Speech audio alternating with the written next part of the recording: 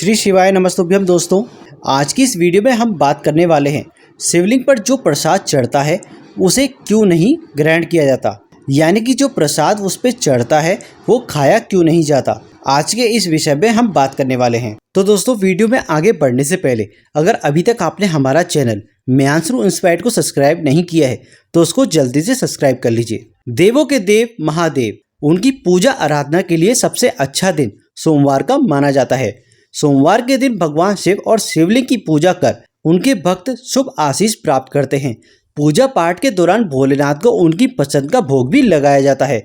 बहुत से लोग ऐसे हैं जो शिवलिंग पर चढ़ा प्रसाद ग्रहण कर लेते हैं, परंतु क्या आप जानते हैं कि शिवलिंग पर चढ़ा प्रसाद ग्रहण करना चाहिए या नहीं? सावन में अगर आप भी शिवलिंग की पूजा करते हैं तो जान लीजिए क्यों शिवलिंग पर चढ़ाया गया प्रसाद नहीं खाना चाहिए। विषय में क्या कहते हैं धार्मिक ग्रंथ, जाने ज्योतिष एवं वास्तु शास्त्र के अनुसार। साथ ही हम जानेंगे भगवान शिव और शिवलिंग के बारे में। तो दोस्तों, भगवान शिव और शिवलिंग की अलग है पूजा विधि।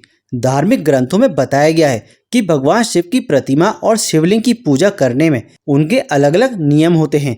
कभी भी दोनों की पूजा एक ही विधि के दौरान नहीं करनी चाहिए।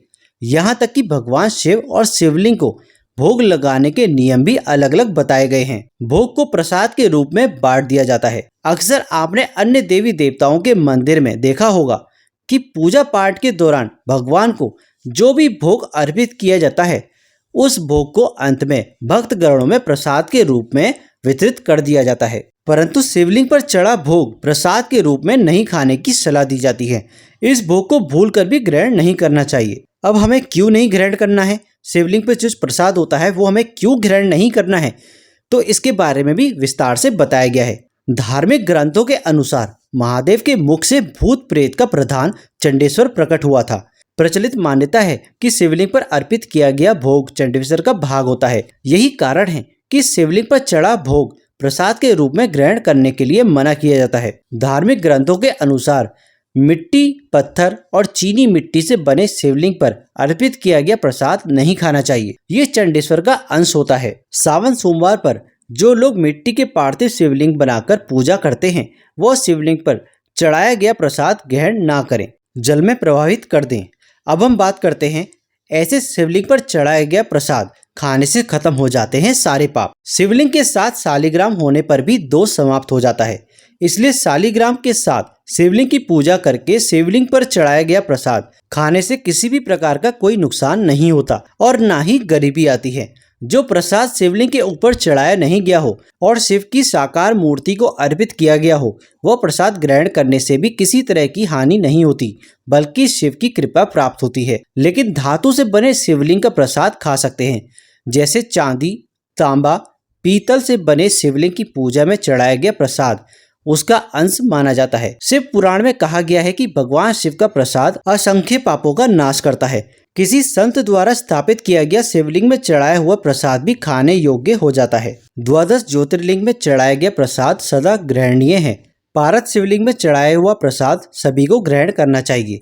यदि आप किसी तीर्थ से पत्थर लेकर आए हैं और शिवलिंग बनाकर पूजा करते हैं तो उसमें चढ़ाया हुआ प्रसाद अवश्य ग्रहण करें। सामान्य पत्थर से बना हुआ शिवलिंग हो और वो किसी विशेष स्थान का पत्थर ना हो तो उसमें भी चढ़ाया हुआ प्रसाद भी भक्तों को ग्रहण नहीं करना चाहिए। उस शिवलिंग का प्रसाद कभी ग्रहण नहीं करना चाहिए जहां नित्य रुद्राभिषेक ना होता हो। अब हम बात करते हैं शिवलिंग का प्रसाद चढ़ाने के कुछ नियम। शिवलिंग पर तुलसी और हल्दी नहीं चढ़ाने चाहिए। प्रसाद हमेशा पीतल या चांदी के धातु के पात्र में रखकर भोग लगाएं। कभी भी भोग जमीन में रखकर नहीं चढ़ाना चाहिए। पूजा समाप्त होने के बाद प्रसाद को भगवान के पास से उठा लें और श्रद्धा पूर्वक सह परिवार ग्रहण करना चाहिए। तो दोस्तों, आशा करते हैं आपको ये जानकारी अच्छी लगी होगी और आप समझ गए होंगे कि आपको सावन मास में क्या करना चाहिए और क्या नहीं करना चाहिए।